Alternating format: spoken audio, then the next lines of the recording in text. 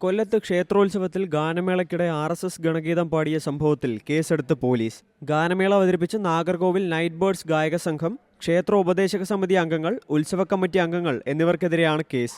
മതസ്ഥാപനങ്ങൾ ദുരുപയോഗം ചെയ്തുവെന്ന് ചൂണ്ടിക്കാട്ടിയാണ് കേസ്. കോട്ടുക്കൽ മഞ്ഞിപ്പുഴ ക്ഷേത്രത്തിൽ ശനിയാഴ്ച രാത്രി ഉത്സവത്തോടനുബന്ധിച്ച് നടന്ന പരിപാടിയിലാണ് RSS ഗാനം ആലപിച്ചത്. സംഭവം വിവാദമായതിനു പിന്നാലെ ക്ഷേത്രോപദേശക സമിതി അംഗം അഖിൽ ശശി പരാതി നൽകിയിരുന്നു. എന്നാൽ ആലപിച്ചത് ദേശഭക്തി ഗാനമാണെന്ന് ക്ഷേത്രോപദേശക സമിതി വാദമുയർത്തി. ഈ പശ്ചാത്തലത്തിൽ നിയമോപദേശം തേടിയ ശേഷമാണ് പോലീസിന്റെ നടപടി. ഗാനം RSS നേതാവ് ഹെഡ്ഗേവാറിനെ പ്രകീർത്തിക്കുന്നതാണെന്നും രാഷ്ട്രീയ താൽപര്യം മുൻനിർത്തിയുള്ളതാണെന്നും വ്യക്തമായ പശ്ചാത്തലത്തിൽ FIR രജിസ്റ്റർ ചെയ്യുകയായിരുന്നു. ഏതാനും ദിവസം മുമ്പാണ് കടക്കൽ ദേവീക്ഷേത്രത്തിലെ തിരുവാതിര ഉത്സവ ഗാനമേളയ്ക്കിടെ വിപ്ലവഗാനം പാടിയത് വിവാദമായത്.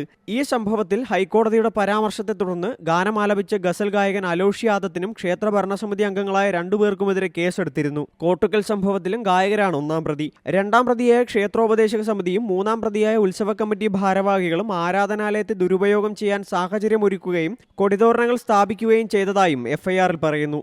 News desk C Malayalam news. ഏറ്റവും പുതിയ വാർത്തകളും വിശേഷങ്ങളും വിരൽ തുമ്പിലറിയാൻ സി മലയാളം ന്യൂസ് എല്ലാ ഡിജിറ്റൽ പ്ലാറ്റ്ഫോമുകളിലും ലഭ്യം.